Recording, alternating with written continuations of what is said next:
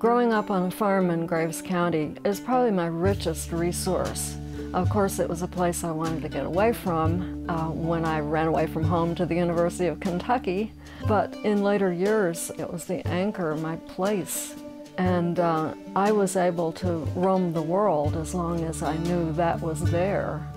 Bobbie Ann speaks with the voice of Kentucky at a particularly crucial time in the history of Kentucky when traditional farm ways and traditional community life is giving way to new ways that are ushered in by technological developments.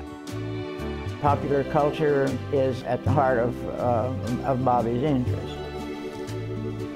With her abiding knowledge of and affection for Kentucky, those two forces come together in Bobbie in a way that I think they do not for anyone else.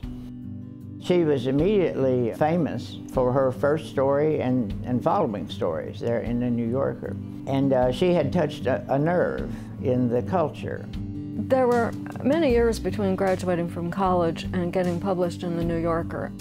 My first story was the 20th I sent in. Roger Angell, the fiction editor there, took an interest in my work and encouraged me, and I started writing stories hand over fist and sending them in and getting them back with encouraging notes. And it was a validation. It affirmed what I wanted to do and how I wanted to be regarded. He was saying, "You are a writer."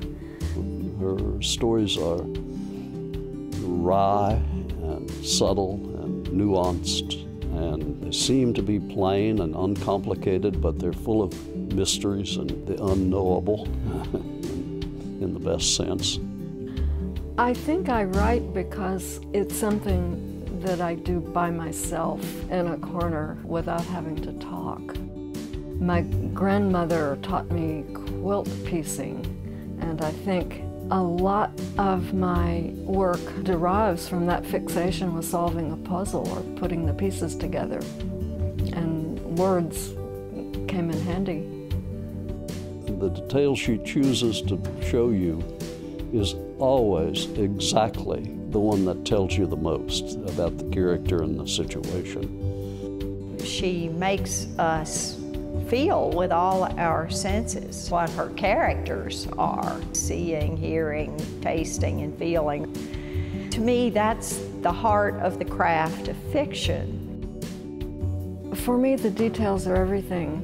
I don't know what the whole thing is or the essence of the character is without the details.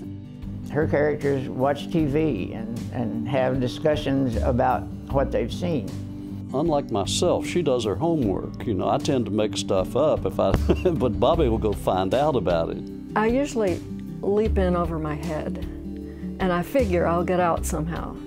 And my most recent novel, The Girl in the Blue Beret, I'm writing about a bomber pilot in World War II, the French resistance. It was in France, and the people spoke French. So what was I thinking? I figured I'd get out somehow.